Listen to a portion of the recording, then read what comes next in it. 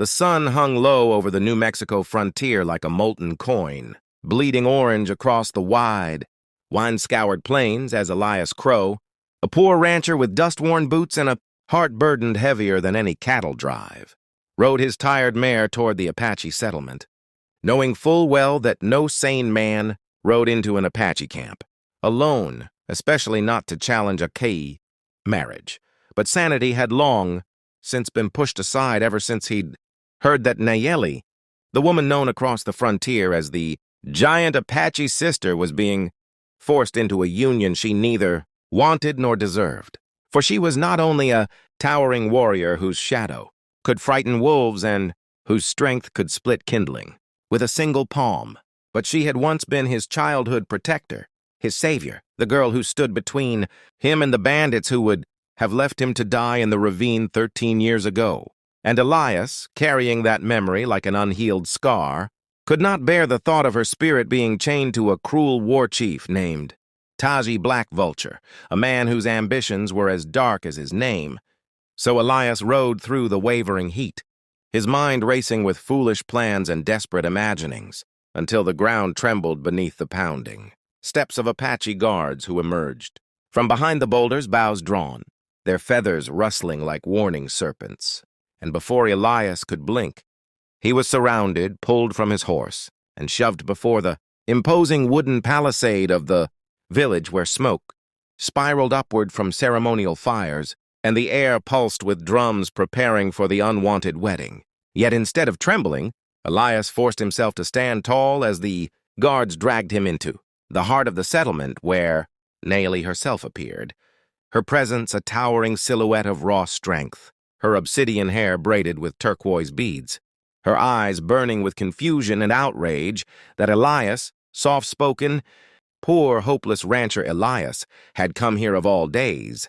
And when she demanded to know why he'd risked his life, he swallowed the desert dryness in his throat and shouted for everyone to hear that he had come to stop the marriage, drawing shocked gasps and angry hisses from the gathered warriors as chief. Taji strode forward like a panther ready to strike, his sneer cutting deeper than any blade as he asked what a broke cattle boy could possibly offer that outweighed an alliance between clans. And Elias, whose heart hammered like a runaway stallion, spoke a lie so bold it stunned the entire camp into silence. He declared that Nayeli was already promised.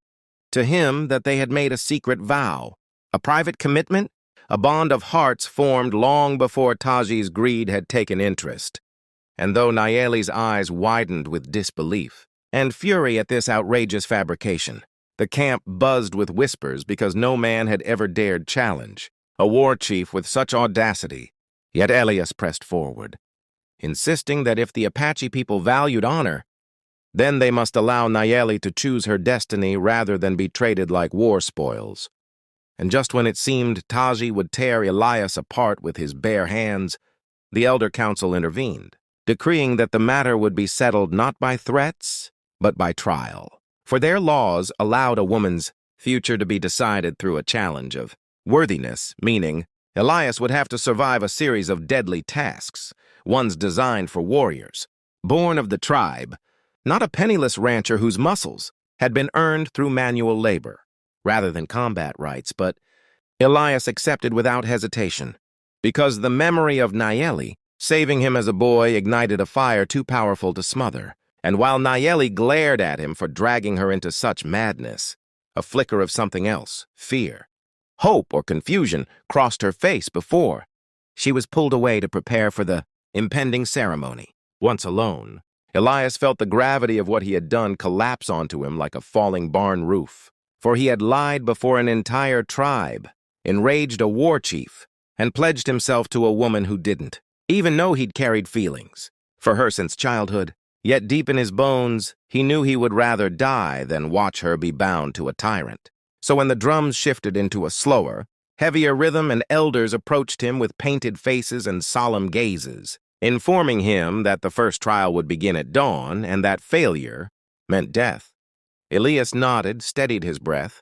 and stared into the rising sparks of the ceremonial fires, telling himself that the frontier had always favored the reckless, that destiny rarely chose the wealthy over the courageous, and that if he lived long enough to see the morning sun, he would fight not only for Naeli's freedom, but for the promise he'd made silently to her all these years, to repay the debt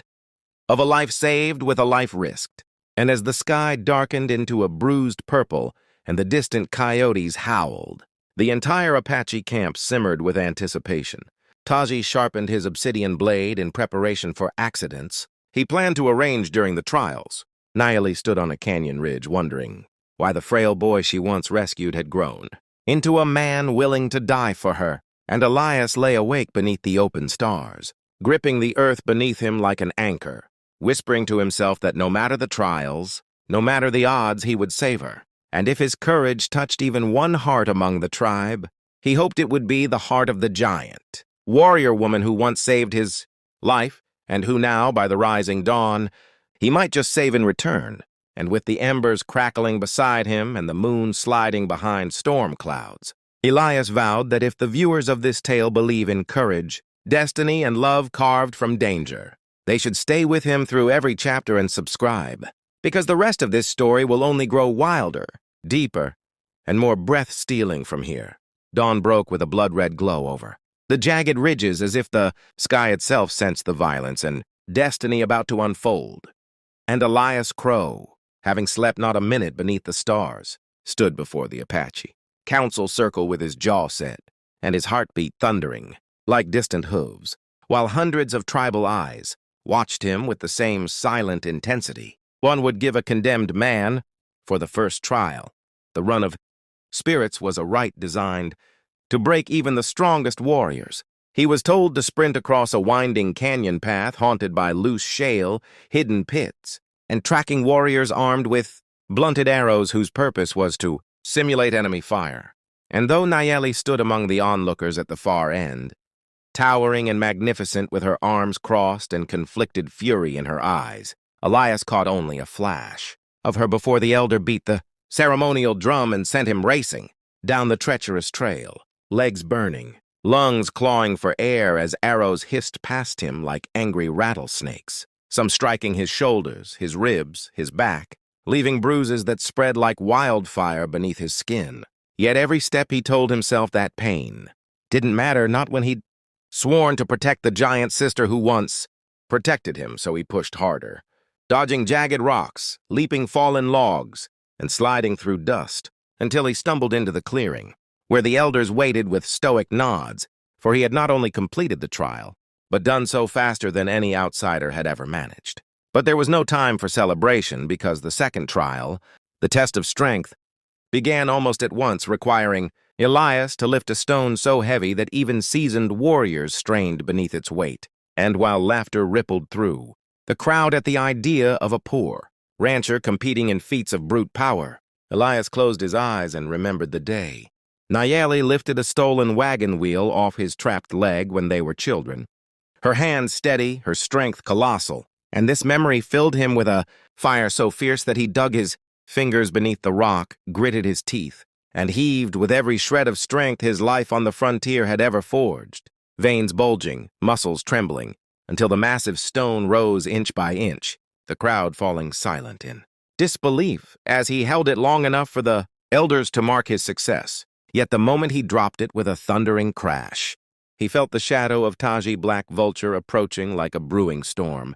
the war chief's eyes glinting with murderous intent. For the third trial, the duel of spirits, was Taji's domain, and though custom dictated a fight with ceremonial spears tipped in harmless paint, Taji had already planned to accidentally kill Elias in front of everyone, to remove the obstacle permanently and claim Naeli as his bride. The circle widened, drums thundered, and spears of spirit were brought forth, the long shafts carved with tribal symbols as old as the hills. But Taji's hand lingered too long near the weapons table, and though Elias didn't see it, Naeli did. She saw the war chief slide a second spear beneath his robe, an illegal obsidian-tipped one meant for death, not ceremony. But before she could intervene, elders announced the match, and Elias stepped into the circle,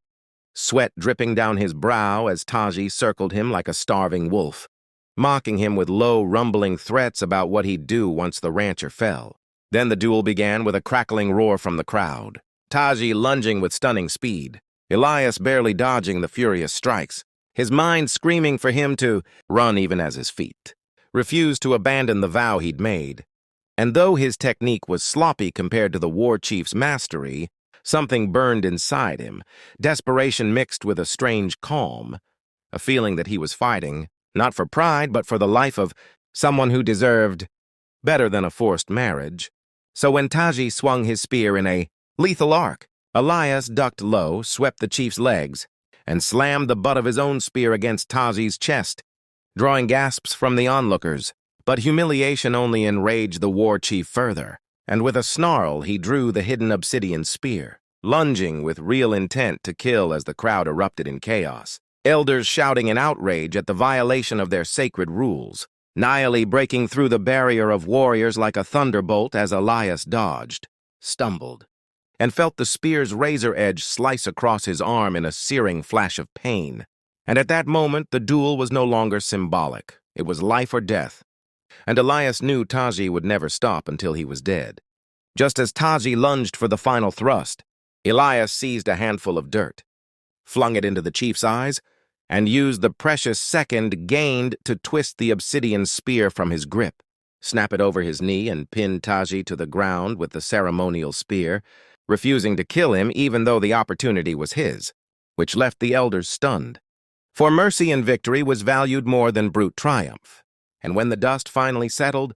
the council declared Elias the rightful winner of all trials, meaning Naeli was no longer bound to marry Taji by force. Yet the moment the ruling was spoken, a different silence fell over the camp, heavy and uncertain, because now everyone realized the weight of Elias's earlier claim, the false promise he'd invented, the declaration that Naeli was already promised to him. And as she stepped into the circle, towering above him with her fierce beauty and unreadable expression, he felt fear unlike any he'd experienced during the trials. For now, the truth stood between them like a canyon. But instead of striking him for lying, Naeli extended a hand the size of a smith's and helped him stand. Her voice low but strong as she said that though his claim was false, his courage was undeniable. And while she did not belong to any man, not Taji, not Elias, she chose her future for herself, and today she chose freedom. And if freedom meant acknowledging the bond formed between them long ago, then she would not deny it. The elders, moved by her words, allowed her to reject Taji entirely, and Taji, humiliated and burning with resentment, vanished into the mountains, vowing vengeance, while the rest of the tribe honored Elias for his bravery.